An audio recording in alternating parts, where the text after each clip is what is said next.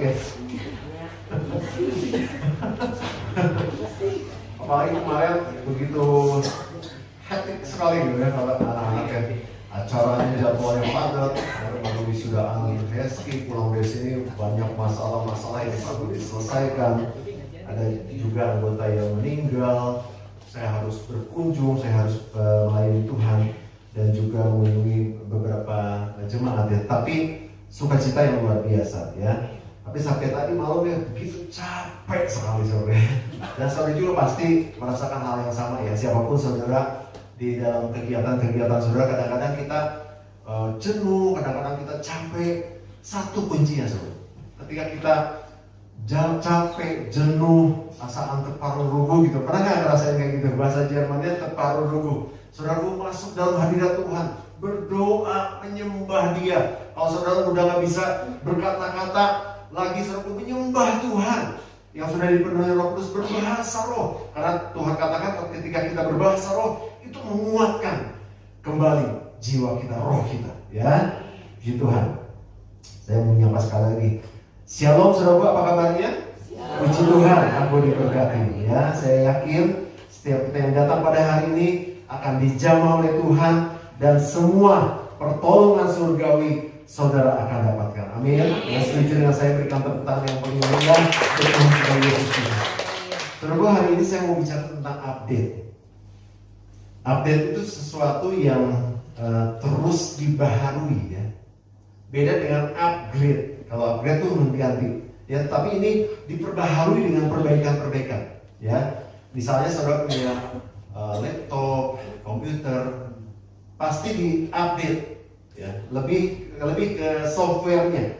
Misalnya MS Word, ya, yang ada software-software yang lain itu diupdate ke yang lebih versi yang lebih baru, agar Anda mendapatkan fitur-fitur yang lebih baru, ya, seperti itu ya.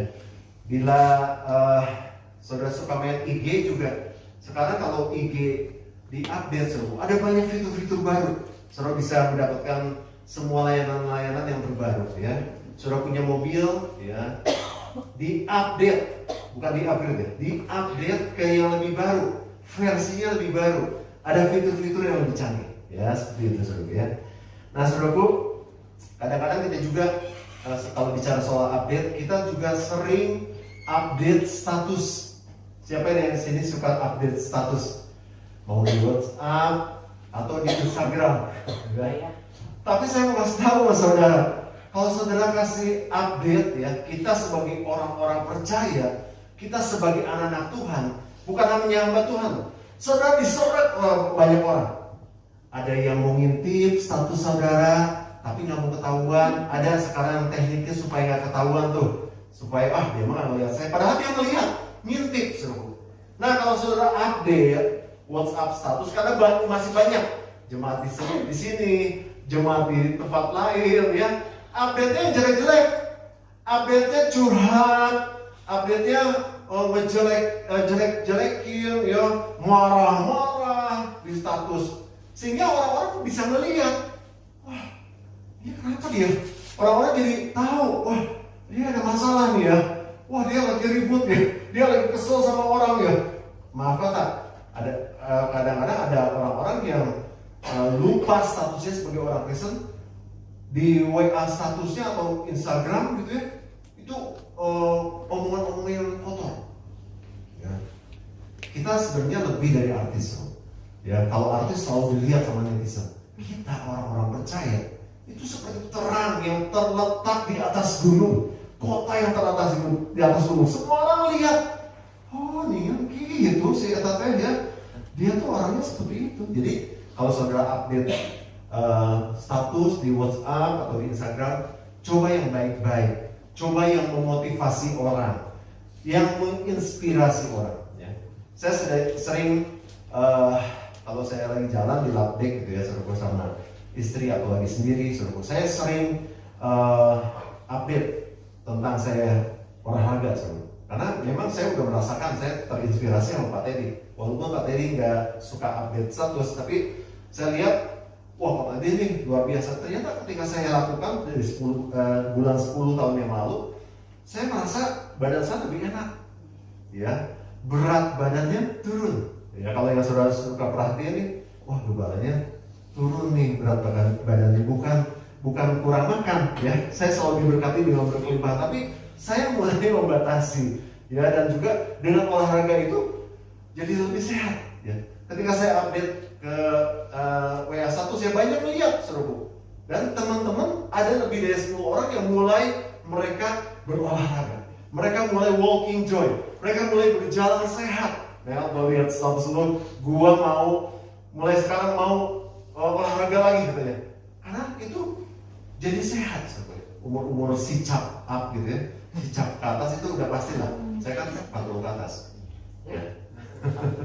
Iya kan? Betul nggak? Umur saya satu angkatan sama ini Ibu Ratna. Kita kan sicap up ya, sicap up. Oh ya, jicap up. 20 ke atas. Kita harus mulai belajar untuk hidup sehat, ya. Dan ketika kita status update status kita itu menginspirasi banyak orang. Nah, kita itu salah satu contoh.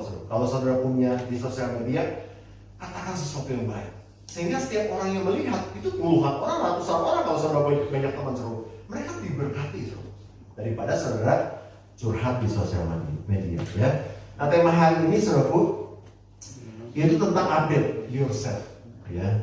Artinya perbaharui dirimu, ya. Apakah perlu update yourself? Bukan hanya perlu, tapi lebih dari itu. Update yourself, perbaharui dirimu itu secara jasmani perlu, saudaraku, ya. Dan bahkan itu sangat penting sekali. Secara jasmani kita perlu update diri kita, hidup sehat, makan sehat, berolahraga, mempercantik diri, merawat tubuh, sehingga kita bugar, nggak sakit-sakitan, jadi cantik dan ganteng. Ya, itu update jasmani kita. Coba lihat kiri kanannya, coba lihat kiri kanan. Cantik nggak? Ganteng nggak? Kalau belum berarti belum update. Ya, update yourself, harus perbaiki diri sendiri. Itu perlu perawatan wajah, ya, itu perlu ya. Tapi yang lebih penting, jauh lebih penting dari update diri kita sendiri secara jasmani, itu jauh lebih penting adalah update yourself secara rohani. Itu jauh lebih penting dan sangat penting, ya. Kita akan lihat apa kata firman Tuhan tentang update yourself, perbaharui dirimu. Kita baca di dalam Kolose 3. Saya lupa ini dicatat ya. Kalau enggak, baca aja. Kolose 3 ayat 10. Oh iya, udah. Kolose 3 ayat 10. Oke. Kita baca sama-sama. Hitungan ketiga, 1, 2, 3. Dan setelah mengenakan manusia baru yang terus-menerus diperbaharui untuk memperoleh pengetahuan yang benar menurut gambar. Di sini ada kata-kata yang sangat menarik, kata continually. Itu terus-menerus. Jadi update tuh rohani kita bukan hanya sekali, ya. Kalau saudara di sini yang suka skincare, perawatan, gitu, cuma sekali itu enggak. Berkali-kali. Bahkan mungkin bisa dipakai, kalau produknya cocok bisa seumur hidup. Makanya yang usaha skincare jadi kaya raya, ya. Jadi siapa yang mau jadi pengusaha skincare? Itu lagi in banget sekarang, ya, saudara, ya. Nah, demikian pula dalam rohanian kita, saudara. Jadi update yourself, kepribadian saudara, perbaharui diri saudara itu tidak hanya sekali, tetapi terus-menerus. Di sini firman Tuhan katakan, dan telah mengenakan manusia baru yang terus-menerus diperbaharui. Sudah jadi ciptaan yang baru, tetapi firman Tuhan katakan terus-menerus diperbaharui. Coba sama-sama katakan terus-menerus. 1, 2, 3. Terus-menerus untuk memperoleh pengetahuan yang benar menurut gambar kaliknya, ya. Jadi ini sangat dibutuhkan sebagai bagian dari pertumbuhan dan perubahan yang harus kita alami. Jadi update yourself ini merupakan bagian dari pertumbuhan dan perubahan yang harus kita alami, ya. Tanpa update yourself, perhatikan baik-baik ya, saya punya statement yang luar biasa. Tanpa update yourself, kita tidak akan berkembang dan tidak akan menjadi lebih baik. Contoh kecilnya perawatan wajah misalnya seperti itu. Kalau saudara misalnya di sini ada noda misalnya, saudara nggak rawat, itu bisa muncul lagi Bahkan kalau saudara antepin itu nggak akan bisa hilang sama sekali kecuali mujizat ya, didoain hilang gitu. Contohnya istri saya waktu itu dia ngilangin di sini ada flek ya, bahasa Sanskertanya kokolotel di sini nih. Nah bisa dihilangin pakai laser. Wah lagi saya kantor ya kesakitan karena dia di laser. Nggak berapa lama hilang bagus. Tetapi setelah sekian lama ya itu flagnya muncul lagi karena mungkin tidak secara kontinu dirawat dan sebagainya ya. Sama dengan rohani kita Jadi kita harus terus-menerus mengalami satu pembaruan. Kita sudah jadi ciptaan yang baru, yes, amin. Tetapi harus terus dibarui ya. Siapa yang mau dibarui angkat tangannya? Katakan saya mau dibarui. Saya mau dibarui. Bagaimana kita update yourself? Bagaimana kita memperbaharui diri kita? Yang pertama adalah mematikan yang duniawi. Sama-sama katakan matikan yang duniawi. Matikan yang duniawi. Yang duniawi harus dimatikan. Kita baca ayatnya. Kolose 3 ayat 5. 1, 2, 3. Karena itu matikanlah dalam dirimu segala sesuatu yang duniawi, yaitu percabulan, kenajisan, hawa nafsu, nafsu jahat, dan juga keserakahan yang sama dengan penyembahan. Jadi semua yang duniawi harus dimatikan. Kalau tidak kalau tidak dimatikan, ini akan muncul lagi dan kita tidak bisa mengalami apa yang dinamakan upgrade yourself. Update yourself. Tidak bisa. Kita tidak bisa dibaharui. Oleh sebab itu kita harus mematikan diri kita. Mungkin tadi contohnya flag ya di daerah di daerah wajah sini, mungkin karena di dalamnya ada juga yang belum dimatikan, gitu. Jadi dia muncul lagi. Mungkin karena seperti itu ya. Jadi sama ketika kita tidak mematikan sesuatu yang duniawi, ya maka kita tidak bisa mengalami apa yang dinamakan update yourself ya. Jadi setiap kita mau update, kita memerlukan kesediaan, kemauan diri. Nah itu yang penting Ketika kita mau update yourself, kita harus punya kemauan diri, kesediaan untuk merubah perilaku. Karena ada kebiasaan-kebiasaan pribadi begini yang bisa mengganggu hubungan saudara dengan Tuhan. Mungkin itu aktivitas saudara, hobi saudara, pekerjaan saudara, itu bisa mengganggu. Nah itu harus dimatikan. Sehingga yang muncul adalah kehidupan saudara. Amin. Itu yang pertama. Bagaimana kita bisa mengalami update yourself. Ya, yang kedua, buang semua dosa-dosa di kehidupan lama. Ya, hati-hati dosa itu bisa balik lagi. Ya, tetapi saya tidak bahas tentang dosanya. Tetapi apa kata firman Tuhan? Kolose 3 8-9. 1, 2, 3 baca sama-sama. Tetapi sekarang buanglah semuanya itu, yaitu apa? Marah, geram, kejahatan, fitnah, dan kata-kata kotor yang keluar dari mulutmu. Jangan lagi kamu saling mendustai, karena kamu telah meninggalkan manusia lama serta kelakuannya. Ya, kita harus membuang semua dosa-dosa di kehidupan lama, kebiasaan-kebiasaan yang buruk, kemudian hal-hal yang kotor. Ya, jadi saudara ingat ya baik-baik ya, apa yang input, output itu tergantung input. Jadi kalau saudara banyak masuk sesuatu yang kotor, keluarnya kotor. Kalau saudara masuk sesuatu yang sampah dalam hidup saudara, itu keluarnya sampah lagi. Jadi harus perhatikan baik-baik. Kehidupan kita harus benar-benar. Apa yang harus kita masukkan dalam kehidupan rohani kita? Firman Tuhan.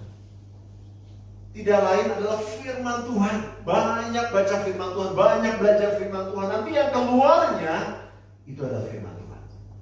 Dan ketika kita menggali firman Tuhan, ketika kita membaca firman Tuhan, ketika kita menyelidiki firman Tuhan, menghidupi firman Tuhan itu, maka semua yang kotor itu akan terkikis habis, ya, akan terbuang. Itulah gunanya firman Tuhan. Karena di ayat lain mengatakan dalam Yesaya kalau salah, firman Tuhan itu seperti air yang akan membersihkan dirimu, ya, di Tuhan. Jadi ketika kita masuk hal-hal surgawi, maka yang keluar juga kata-kata yang baik, kata-kata yang membangun, perkataan firman Tuhan. Jadi saudara benar-benar dibutuhkan ketika saudara ada di dunia nyata, saudara, di tengah-tengah lingkungan saudara, di tengah-tengah pekerjaan saudara, aktivitas saudara, perkataan saudara itu sungguh mengandung berkat yang luar biasa buat sekeliling saudara. Ya, jadi kehidupan lama, dosa-dosa yang diperbuat di masa lalu harus ditinggalkan. Ada lagu sekolah minggu gini, Yesus angkat dosaku dan buang ke laut biru. Ya, sama-sama kita nyanyi lagu ini ya. Dan itu anggap dosa saudara. Amin. Ya. 1, 2, 3. Yesus angkat dosaku dan buang ke laut biru. Berikan tepuk tangan untuk Tuhan Yesus. Kita tidak kembali lagi ke dosa-dosa kehidupan lama. Semua dosa-dosa kehidupan lama harus dibuang. Ya. Yang ketiga, yang terakhir adalah kehidupan doa.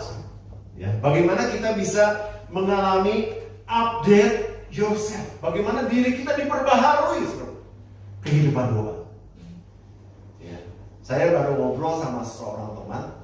Ya. Dia ternyata luar biasa. Dia seorang businessman, ya. Tapi dia seorang pelayan Tuhan. Dan dia katakan begini, ketika waktu dia belum tahu apa itu kehidupan doa, dia hanya berdoa saja. Maksud saya di sini, saya tidak membahas soal ini. Ya. Saya udah berdoa loh, Pastor. Saya doa pagi, saya doa makan. Belum lagi makan saya bukan 3 kali, 5 kali. Banyak doanya ya. Saya udah doa, nanti doa apa, doa bukan. Maksud saya ini kehidupan doa. Nah, teman saya ini ketika belum mengerti ya biasa-biasa saja. Tetapi ketika dia mengerti tentang kehidupan doa, dia bersaksi, waduh, kehidupannya begitu berubah, luar biasa. Tantangannya memang nggak ada tantangan. Tambah banyak tantangan. Tetapi ketika dia memasuki kehidupan doa, itu mujizat terjadi, kebaikan Tuhan terjadi, promosi Tuhan terjadi, luar biasa. Tapi prosesnya lama sebenarnya, sehingga dia bisa benar-benar hidup di dalam kehidupan Tuhan. Nah, seperti itu. Ada contoh seorang di Alkitab, itu adalah Daniel. Daniel adalah seorang sosok pendoa yang luar biasa. Bukan hanya pendoa, dia benar-benar menghidupi di dalam kehidupan doa. Ya, kita baca di dalam Daniel 6 ayat 11. Seberapa sering dia masuk di dalam doa, ya. Ayat 11. Sama-sama baca 1, 2, 3. Demi didengar Daniel bahwa surat perintah itu telah dibuat, pergilah ia ke rumahnya. Dalam kamar atasnya ada tingkap ke arah Yerusalem. 3 kali sehari ia berlutut berdoa serta memuji Allahnya seperti yang biasa dilakukan. Ini dia biasa lakukan itu, Tapi ini yang gambaran ini bukan doa makan, doa mau tidur, ya, doa mau pergi, itu enggak. Ini adalah kehidupan doa. Ya, ini luar biasa. Daniel itu seorang yang sangat sibuk sekali di dalam kota, ya, di dalam negara. Dia punya satu kedudukan yang tinggi. Dia bukan orang yang misalnya pengangguran, dia pengangguran sehari berdoa 3 kali, 5 kali juga bisa, enggak. Tetapi dia memang punya kehidupan doa, sehingga Daniel dia bisa sampai 3 kali dia berlutut. Ini melambangkan satu kerendahan hati, dia menyembah Tuhan, dia benar-benar mempersiapkan mesbah doa itu dengan sungguh-sungguh. Enggak, sambil jalan juga bisa doa, enggak. Dia berlutut, berdoa selama memuji Allahnya. Itu kehidupan doa, melambangkan satu kehidupan doa yang luar biasa. 3 kali dia lakukan di dini hari, di tengah hari, sampai di malam hari. Ya.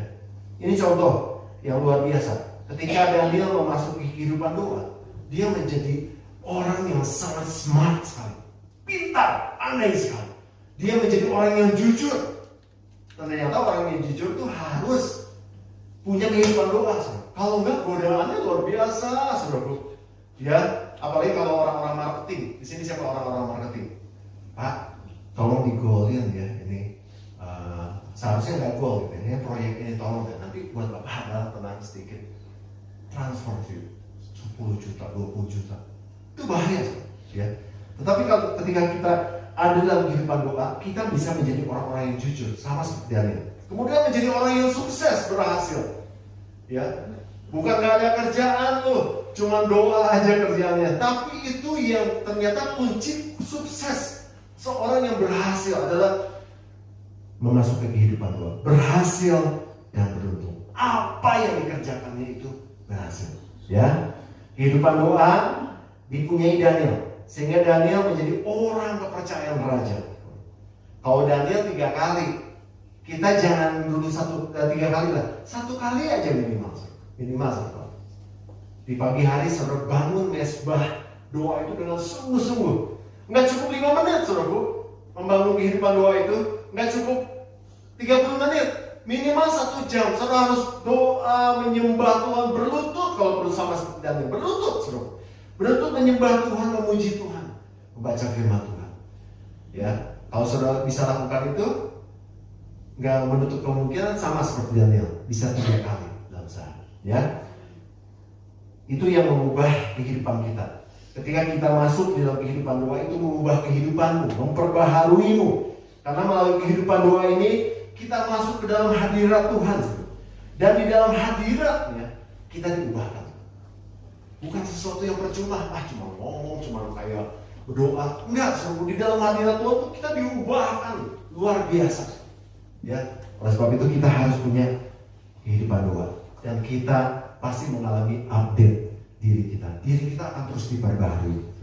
Ya, jadi ketiga hal ini itu yang akan bisa membuat kita update diri kita. Yang pertama tadi mematikan hal-hal yang duniawi. Yang kedua, membuang semua dosa-dosa masa lalu. Yang ketiga, memiliki kehidupan doa. Sehingga saudara akan mengalami update yourself, akan mengalami perbaharui dirimu. Ya, sembah datang ke hadiratnya dengan pujian.